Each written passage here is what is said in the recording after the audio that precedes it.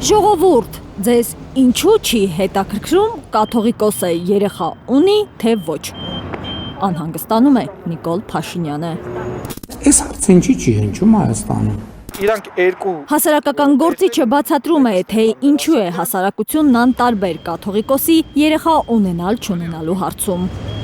մենք գործ ունենք բարձր քաղաքացիական գիտակցության հասարակության հետ։ Երեխա ունենալը Հայաստանի օրենքներով արգելված չէ եւ արգելված չէ ոչ ոքին։ Այդ թվում ամենայն հայոց կաթողիկոսին։ Պատմությունն էլ արձանագրել է ընտանիք, կին ու երեխաներ են ունեցել Գրիգոր Լուսավորիչը, Սահակ Պարթևը։ Եկեղեցական կանոնակարգի փոփոխություններով է բարձրաստիճան հոգևորականների առաջ չամուսնանալու պայման դրվել։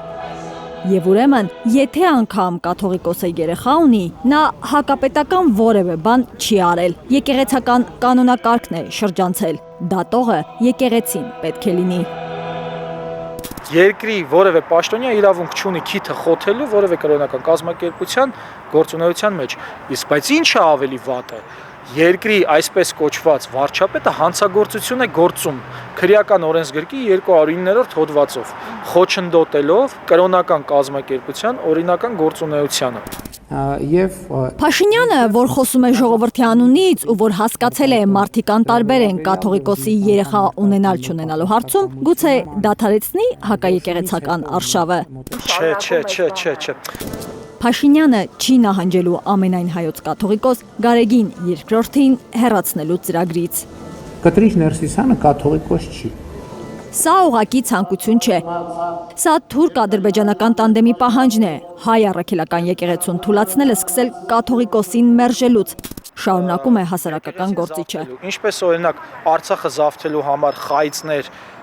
Յուրի Խաչատուրովին ձերբակալելը, կալանավորելը կամ չգիտեմ Մանվել Գրիգորյանի Տուշոնկա օպերացիան, հա, այդ խայծերն էին, որի միջոցով մարտավարությունը հետևյալն է, դու սկզբից վարկաբեկում ես կառույցը, հետո մտնում ես այդ կառույցը զավթման process-ի մեջ։ Այդպես արել են թե դատարանների հետ, թե բանակի հետ, թե եկեղեցու հետ են հիմա։ Ժողովրդի անտարբերության մասին խոսելով Փաշինյանը ակնարկել է ուժեղացնելու է եկեղեցու դեմ վարչական լծակով արշավը, նկատում են մասնագետները։ Դիրքը վերցրել են։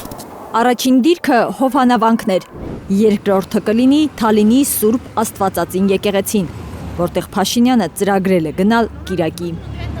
Թալինից հետո վաղարշապատի ընտրությունները ցույց կտա ինչ կլինի։ Եթե վաղարշապատի ընտրություններում սրանք հաջողության հասան, մի շաբաթ էլ չի տևի վեհարանը գրավելու համար։ Ինչպես դա եղավ օրինակ Երևանի ընտրությունների ժամանակ,